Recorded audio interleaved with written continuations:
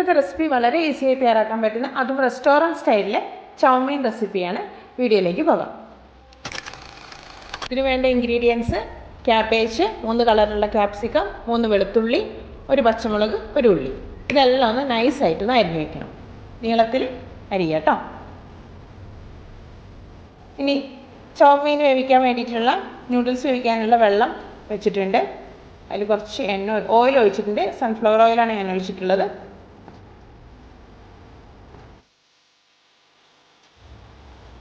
ഒരു 90% ഇതൊന്ന് വേകണം കേട്ടോ.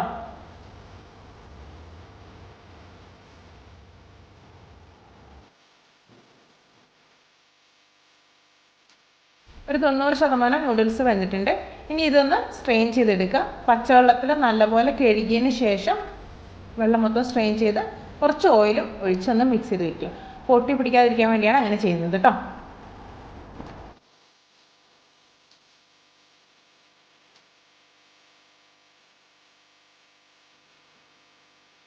ഈ ഒരു പാൻ ചൂടാക്കി അതിലേക്ക് സൺഫ്ലവർ ഓയിൽ ഒഴിച്ചു കൊടുത്ത് ചോപ്പ് ചെയ്ത് വെച്ചിട്ടുള്ള വെളുത്തുള്ളിയും പച്ചമുളകും ഉള്ളിയും ക്യാപ്സിക്കവും ഒന്നൊന്നിട്ടൊന്ന് ചെറുതായിട്ടൊന്ന് വഴറ്റിയെടുക്കുക.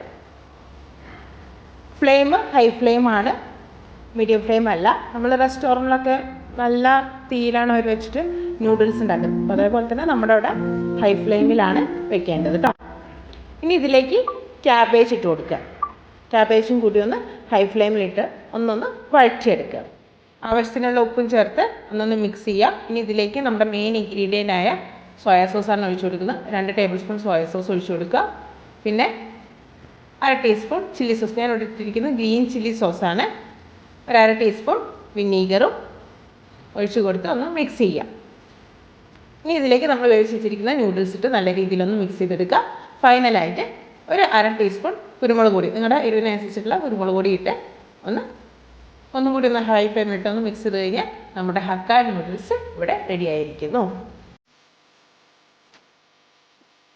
വീഡിയോ കണ്ടതിന് നന്ദി. ഈ വീഡിയോ ഇഷ്ടപ്പെട്ടാൽ സബ്സ്ക്രൈബ് ചെയ്യാനും നോട്ടിഫിക്കേഷൻ എനേബിൾ ചെയ്യാനും മറക്കരുത് കേട്ടോ. നിങ്ങൾക്ക് ഇഷ്ടപ്പെട്ട നൂഡിൽസ് റെസിപ്പികൾ എന്തെല്ലാമാണെന്ന് കമൻറ്റിലൊന്ന് ഷെയർ ചെയ്യണേ.